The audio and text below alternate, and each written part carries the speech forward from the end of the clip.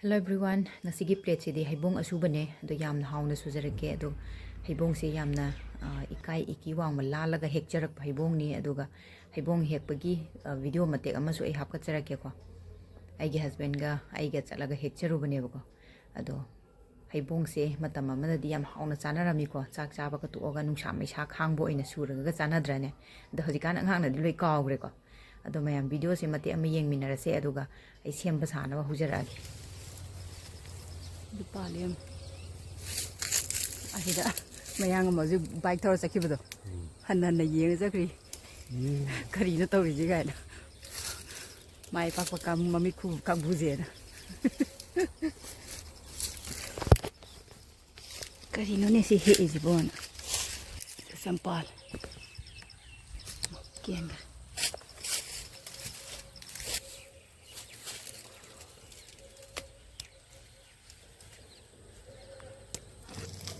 So ngari se ngari khara logjare ko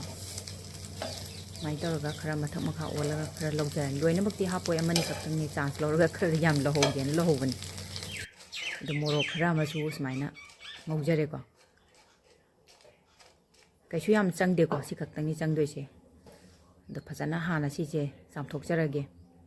do Heibong se makhal ani thoame ko amana Heibong asiba haiba kogi tangkhai charaga tangkhai huntu una tari chaba phatti gaina hainabado adu sulerame aduga si Heibong si ti chumne gi Heibong duni ko mana jo dum Singju chaba kanda jum hapa yaba Heibong duni wasi se do Heibong makhal ani ne in hekjarai se do amadu nate ko si jina si sina chaba yaba ko gi suraga chana baduni Heibong manung da kitang ngang ni ga tawbudo aduga Heibong asiba haibadu di manung do ngang da bane ba manung ngorong obune ko adu di chaba ya ya di am tawe do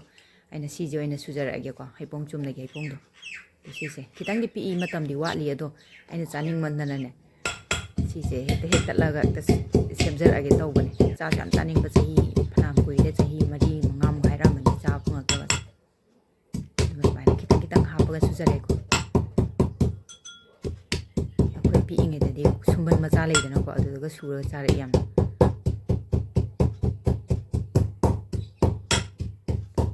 sura kan si je kitang ngangli tasalakane ba duga morok aro lawraga thamba morok to kitang tani toraga mekhai biraga hapchan birani keme ko lawrabani na de yam hapdu sane ba humari dang hapai nungari machet am tang hapjare ko chang dugi matuina hapirani thum khara hapjare do si je phasana surani adu suba kan da su si je hana koina Heibong se suga loithokrabani na ko kayam kuina sudra su dum yara ne je Heibong do suba kan da hana jana munna su hobo ko ado khara mana koi gi suraga thammaga ngari ga kaino ga se amuk sura kan da pulap met minna ba su lei ko ado ai di si sina hena nungai e suba se saina pulap sujang minna bisina do si texture si yara ni aduna haidok jara ke ko plate do loi jare mayam ai Heibong asuba si lai jare ko ado tuning khok se hapa yabra yadabra mayam su dum comment tawbiramo aina si se decorate tawbagi sum hapchabani ko chabdi cha de sigadi dum tilau siga tawraga phasana dum tosalaga oina chare ko